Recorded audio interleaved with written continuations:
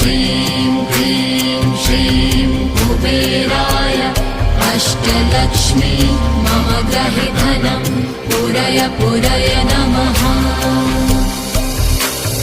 ॐ ह्रीं श्रीं क्लीं श्रीं कुबेराय अष्टलक्ष्मी मम गृहे धनं पूरय पूरय नमः।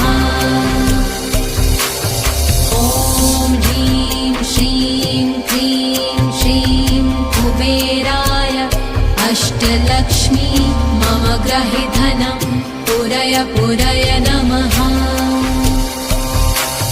ॐ ह्रीं श्रीं क्लीं श्रीं कुबेराय अष्टलक्ष्मी मम गृहे धनं पूरय पूरय